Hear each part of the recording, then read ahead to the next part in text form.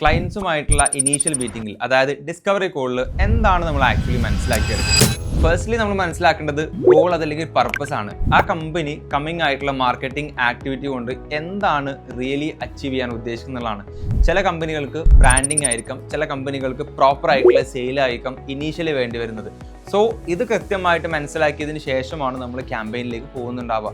Second thing എന്ന് പറയുന്നത് ഇവരുടെ പ്രൊഡക്റ്റ് ആൻഡ് പ്രൊഡക്റ്റ് ഡീറ്റെയിലിംഗ് ആണ്. അതായത് പ്രൊഡക്റ്റിൻ്റെ ഫീച്ചേഴ്സ് എന്തൊക്കെയാണ്, എന്താണ് പ്രൊഡക്റ്റിൻ്റെ പ്രൈസ് വരുന്നത്, ആ പ്രൊഡക്റ്റ് മാർക്കറ്റിലേക്ക് സെല് ചെയ്യുന്ന സമയത്ത് എന്താണ് ഫ്രം ദ കമ്പനി അവർ USP ആയിട്ട് ഹൈലൈറ്റ് ചെയ്ത് കൊടുക്കേണ്ടതെന്നുള്ളത്.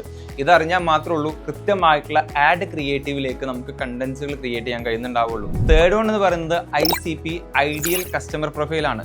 പ്രോപ്പറായിട്ട് നമ്മൾ ടാർഗറ്റ് ചെയ്യുന്ന ഒരു ഓഡിയൻസിൻ്റെ ജിയോ ലൊക്കേഷൻസ്, അവരുടെ ഓഡിയൻസ്, സൈക്കോഗ്രാഫിക്സ്, ഇങ്ങനെയുള്ള കാര്യങ്ങൾ കൃത്യമായിട്ട് ഓണേഴ്സ് നമ്മൾ initially മനസ്സിലാക്കിയെടുക്കേണ്ടത്.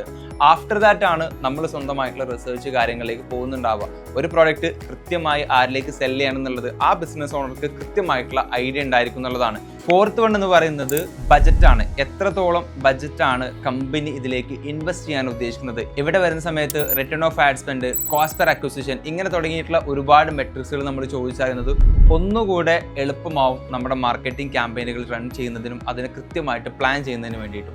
And the last one എന്ന് പറയുന്നത് ക്രിയേറ്റീവ്സ് ആണ്. കറൻറ്റ്ലി കമ്പനിയുടെ കയ്യിൽ ക്രിയേറ്റീവ്സ് ഉണ്ടോ ഇല്ലേ എന്നുള്ളതും, അതേപോലെ തന്നെ ഇനി നമ്മൾ പുതിയതായിട്ട് ക്രിയേറ്റ് ചെയ്യേണ്ട സിറ്റുവേഷൻസും എങ്ങനത്തെ രീതിയിലുള്ള ക്രിയേറ്റീവ് അവൈലബിലിറ്റി ആണ് ഫ്രം ദ കമ്പനി സൈഡിൽ നിന്ന് നമുക്ക് അവൈലബിൾ ആയിട്ട് ഉണ്ടാവുക എന്നുള്ളതും കൃത്യമായിട്ട് മനസ്സിലാക്കുക എന്നുള്ളതാണ്. അറ്റ്ലീസ്റ്റ് ഒരു ഡിസ്കവറി കോളിൽ ഇത്രയും ഡീറ്റെയിൽസ് എങ്കിലും നമ്മൾ ഫ്രം ദ ബിസിനസ് ഓണർ അല്ലെങ്കിൽ ഫ്രം ദ ക്ലയൻറ്റ് സൈഡിൽ നിന്ന് നമ്മൾ എടുക്കുന്നത് നമ്മുടെ ക്യാമ്പയിനെ പ്രോപ്പറായിട്ട് സ്ട്രക്ചർ ചെയ്യാനും പ്ലാൻ ചെയ്യാനും ഹെൽപ്ഫുൾ ആവും.